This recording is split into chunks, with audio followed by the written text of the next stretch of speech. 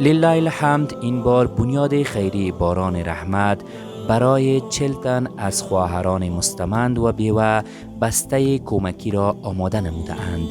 کسانی که در این بخش ما را کمک نموده اند، الله متعال مزد مزید نصیب ایشان کند.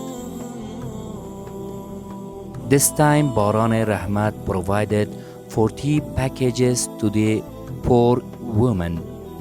I would like to appreciate all the people who have contributed in this donation from the corner of the Germany. Our friend who has collected donation from the corner of Germany doesn't want to take his name. May Allah rewards you accordingly. And also I would like to appreciate all the Afghani and Turkish family who has provided these donations. May Allah rewards you accordingly.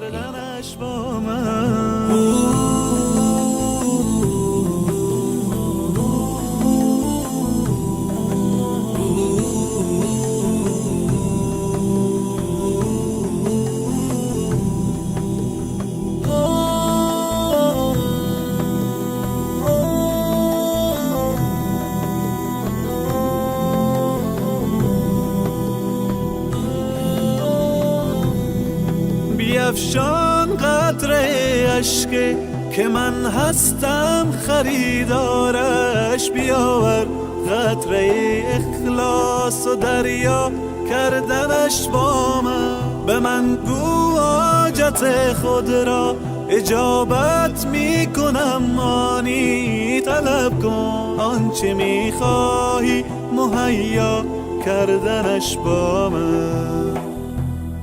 بیا قبل از وقوع مرگ روشن کن حسابت را، بیاور نیک و بد را جمع منها کردنش با من. چو خوردی روزی امروز ما را شکر نعمت کن، غم فردا مخور هرگز که فردا خوردنت با من. الله اکبر، الله الله اکبر، الله الله اکبر، الله الله اکبر، الله.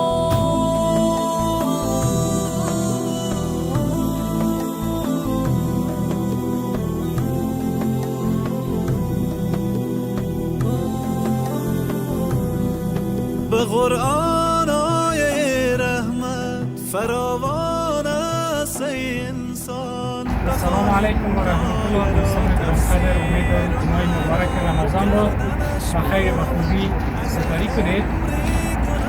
قسمی که شما در جریان هستید بنیاد خیری باران رحمت در 13 روز ماه مبارک رمضان برای آن عید از فامیل‌هایی که واقعاً ضرورت دارند افطاری تیار می‌کردن.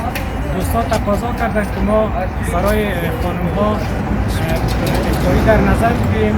این شرایط نسبتاً مشکلاتی که بود ما نتونستیم که در نظر بگیریم افطاری برای خانم‌ها.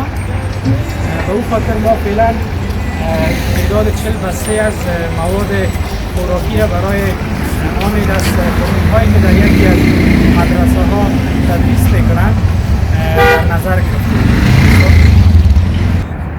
و در این بسته هایی که شما مشاهده میکنید مواد خوراکی موجود است که شامل روغن است، برنج است، بوره است، لوبیا است، مربا است، قیماق است، مایع ظرفشویی است و نمک است.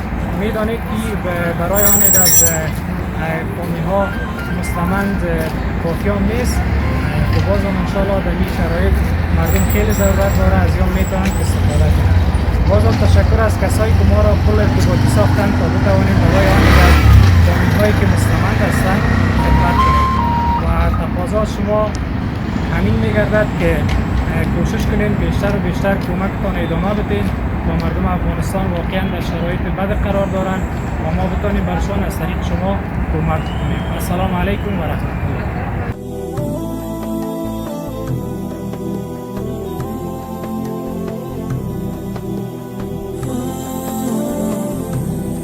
دلت را خانه ما کن مصفا کردنش با من، به ما درد دل افشا کن مداوا کردنش با من. اگر گم کرده ای دل کلید استجابت را، بیا یک لحظه با ما باش پیدا کردنش با من.